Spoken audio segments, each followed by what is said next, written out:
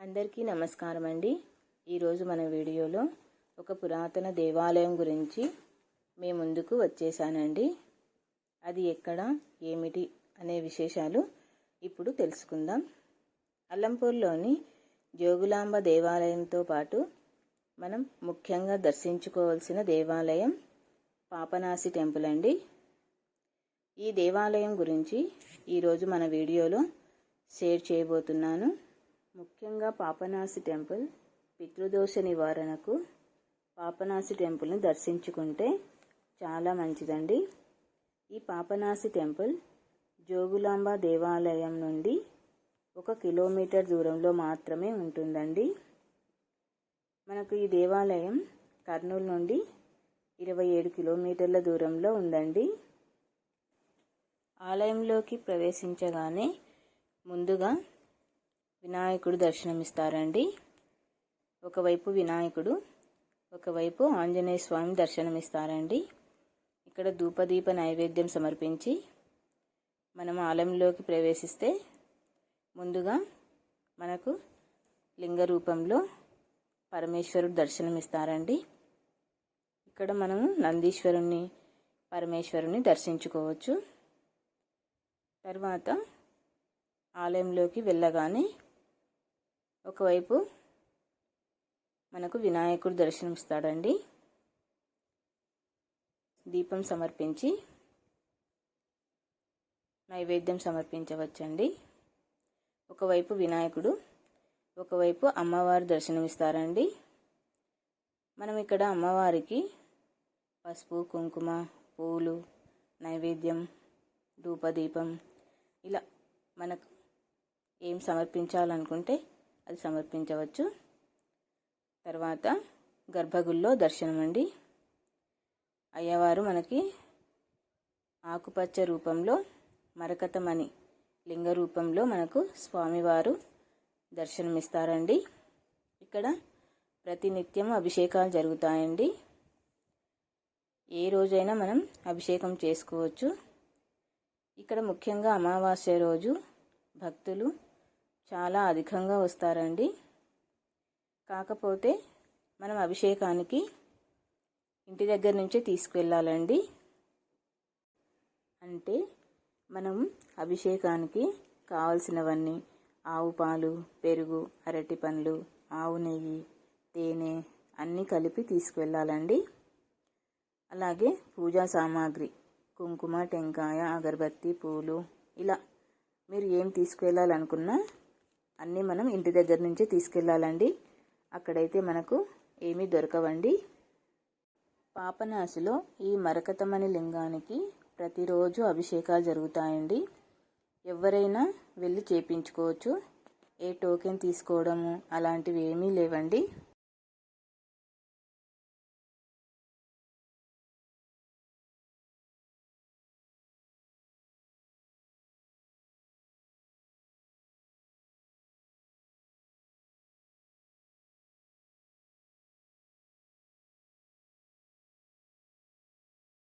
సాక్షి గణపతి, శ్రీశైలానికి మోదర్శనం సాక్షి గణపతి, ఈ అల్లంపూర్ మోదర్శనం పాపనాశిలో ద్వారంలో సాక్షి గణపతి, కాశీలో మోదర్శన వేదికలతో పాపనాశి క్షేత్రం కూడా మోదర్శనం బాలవేగంతో ఇక్కడ మరకత మహాశివలింగం అలాగే ఆకుపచ్చ. మన భారతదేశంలో ఈ మరకత మహాశివలింగాలు చాలా దుర్లభం. అలాంటి గర్భగుడిలో 1400 సంవత్సరాల మరకత మహాశివలింగం మీకు దర్శనమిస్తుంది. చాగంటి గారు ప్రవచిస్తుండ్రు, ఏ శివలింగానికి అయితే దానికి గీతలు ఉంటావో అది బ్రహ్మసూత్రం అని. కోటి శివలింగా దర్శించుకొచ్చే ఫలితము ఒక బ్రహ్మసూత్రం అంటే శివలింగం దర్శించుకోవడం వల్ల మీకు ఎంతో అదృష్టం ఉంటేనే అలాంటి శివలింగం దర్శనం కలుగుతుంది. అలాంటి శివలింగాలు అగుపించినప్పుడు వదలకండి అంటే చాగంటి. అంటే మనకి ఈ మరగత శివలింగానికి బ్రహ్మసూత్రం కలిగి ఉంటుంది. పాపాలు తొలిపోయినప్పుడే పాపనాశీశ్వరి ద్వారం తెలుసుకుంటుంది. పిదప అన్యులు ఈ క్షేత్రాన్ని దర్శించుకోలేరు అని ప్రాణులు ఘోషిస్తున్నాయి. మీరు ఎన్నిసార్లు అలంపూర్ దర్శించుకున్నా పాప వినాశన దర్శనం కలదు. శనీశ్వరుడు ఈ క్షేత్రానికి రానివ్వకుండా పరివిరాల అడ్డగిస్తూనే ఉంటాడు. పాపనాశిలో మరిచిన కూడలిలో కోతులు ఈ క్షేత్రాన్ని ప్రవేశించాం, రావిది శాపం. ద్వారంలో ఎంట్రెన్స్ సాక్షి గణపతి, అల్లంపూర్కు చెట్టుగా సాక్ష్యమే సాక్షి గణపతి. ఇక్కడ విద్య తెలివితేటలు విద్య జ్ఞానాన్ని ప్రసాదించేవాడు విఘ్నేశ్వరుడు. పక్క సప్తమాతృకలు బ్రాహ్మి, మహేశ్వరి, కౌమారి, వైష్ణవి, వారాహి, చైత్రాణి, చాముండ అమ్మ దర్శించుకోవడం వల్ల విద్యార్థి ముఖ్యంగా నపుత్రస్య గతి నాస్తి, పుత్రుల లేకపోతే గతులు. అయ్యగారి మాటల్లో విన్నారు కదండి, అంతటి పుణ్యప్రదమైన దేవాలయం అండి ఈ దేవాలయం. అలాగే ఈ దేవాలయానికి ఇంకొక పేరు కూడా ఉందండి, దక్షిణ కాశీ అని కూడా పిలుస్తారండి.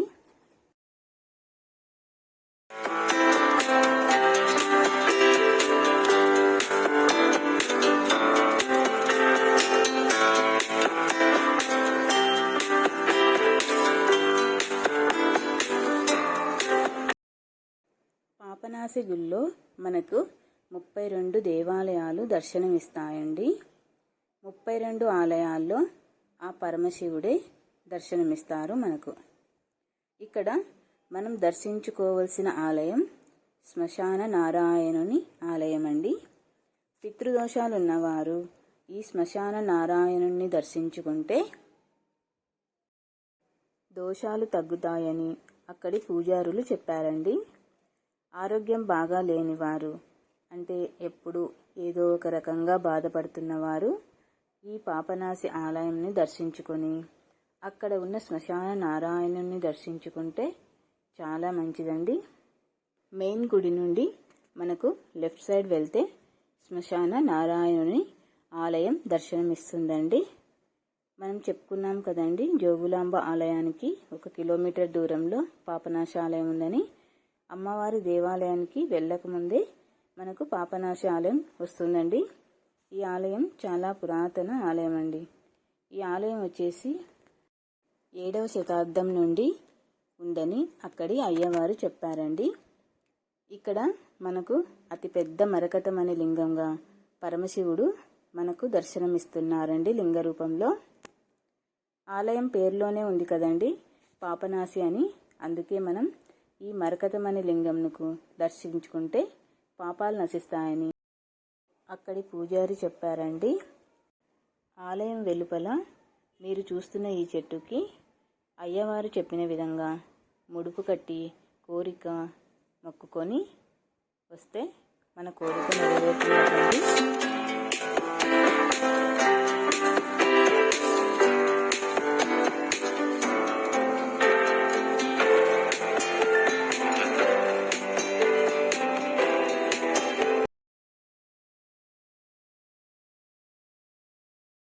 పాపనాశిలోని స్వామివారిని దర్శించుకొని అలంపూర్లోని శ్రీ బాలబ్రహ్మేశ్వర స్వామిని దర్శించుకోవడానికి వచ్చామండి.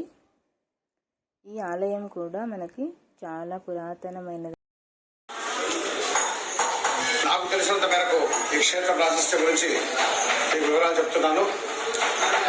ఇక ప్రధానంగా బాలబ్రహ్మేశ్వరుడు, జోగులాంబ, మనకు స్వామివారికి అమ్మవారికి కూడా ప్రత్యేకంగా స్థల పురాణాలు ఉన్నాయి.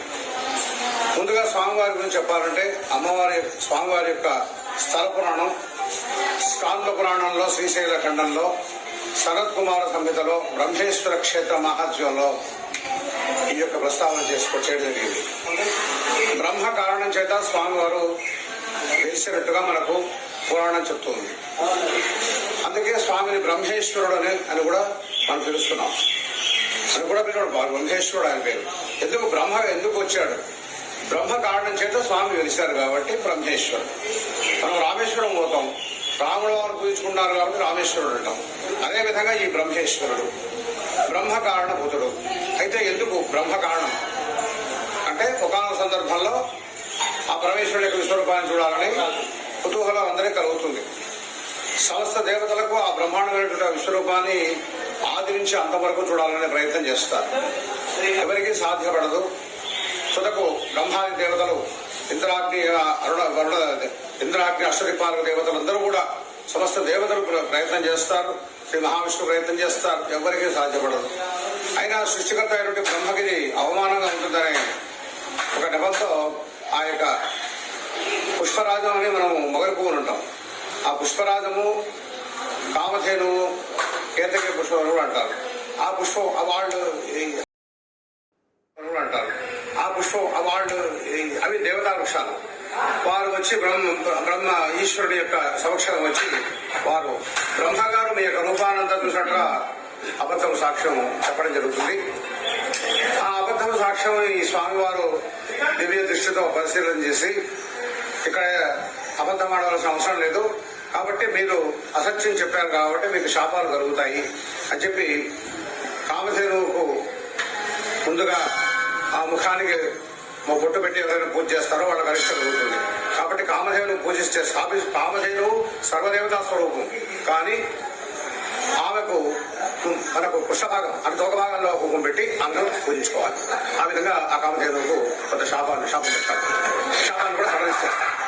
తర్వాత మొగలి యొక్క పువ్వు, మొగలి పుష్పం అంటారు. ఈ మొగలి పుష్పము మనకు నీకు పూజకు అర్హత లేకుండా పోగాక, అంటే శివుడి యొక్క పూజకు అర్హత లేకుండా పోతే ఇక ఆ పుష్పము ఆ యొక్క జన్మ వెళ్ళేనట్టే, అంటే ఆ జన్మ వ్యర్థమైన జన్మ. కాబట్టి ఆ పుష్పం కూడా వేడుకుంటే ఆ స్వామివారు కరుణించి మహాశివరాత్రి సందర్భంలో లింగోద్భవ కాలంలో మాత్రమే నీ పుష్పం నాకు ఉపయోగపడుతుంది అనే శాపాన్ని సడలిస్తారు. ఈ విధంగా ఆ శాప కారణంగా బ్రహ్మ కూడా ఆ యొక్క శాపం వర్తిస్తుంది. ఎందుకంటే బ్రహ్మను ఉద్దేశించి వారు అసత్యమన్నారు కాబట్టి బ్రహ్మ కూడా ఆ దోషం కలుగుతుంది, అసత్యమైన దోషం. ఆ దోషాన్ని పోవాలనే సంకల్పంతో ఆ స్వామివారు పూర్వం పరమేష్ఠినా సుధీతో సాంగం తపస్కుర్వత స్తోత్రైకాకరిగిదై ప్రసన్నభద్ర సాంబ స్వయం శంకర సాక్షాత్ ఆవిర్భూత శేష జగదారాధ్య పుమాన్ శ్రీ గిరిద్వారే పశ్చిమది ముఖే సదా బ్రహ్మేశ్వర పాత్ర మనకు శాంత ప్రాణాలు చెప్పడం జరిగింది. కాబట్టి ఈ శ్రీగిరి ద్వారానికి పశ్చిమముఖంగా శ్రీశైల క్షేత్రానికి స్తోత్రైకాకరిగిదై ప్రసన్నభద్ర సాంబ స్వయం శంకర సాక్షాత్ ఆవిర్భూత శేష జగదారాధ్య పుమాన్ శ్రీ గిరిద్వారే పశ్చిమది ముఖే సదా బ్రహ్మేశ్వర పాత్ర మనకు శాంత ప్రాణాలు చెప్పడం జరిగింది. కాబట్టి ఈ శ్రీగిరి ద్వారానికి పశ్చిమముఖంగా శ్రీశైల క్షేత్రానికి పశ్చిమ ద్వారంగా ఉంది కాబట్టి ఈ పశ్చిమముఖంగా ఈ యొక్క క్షేత్రాన్ని, ఈ యొక్క పవిత్ర స్థలంలో ఆ బ్రహ్మగారు తపస్సు చేస్తే స్వామివారు ఉద్భవించి తిరిగి బ్రహ్మత్వాన్ని మనకు స్థలపురాణంలో చెప్పడం జరిగింది. సరే, బ్రహ్మేశ్వర తత్వంతో మీకు ఎందుకు చెప్పాల్సి వచ్చిందంటే ఈ నామం ఎలా ఏర్పడింది అనేది మీకు కారణం చెప్పడం జరిగింది. సరే, ఈ విధంగా విన్నారు కదండి, బ్రహ్మదేవుని కారణం చేత బాలబ్రహ్మేశ్వర స్వామి ఎలా వెలిసారో అయ్యవారి మాటల్లో. మేమైతే బాలబ్రహ్మేశ్వర స్వామిని దర్శించుకొని పక్కనే ఉన్న శక్తిపీఠమైన అమ్మవారిని, జోగులాంబ అమ్మవారిని దర్శించుకున్నామండి. Thanks for watching. Please like, share, subscribe my channel.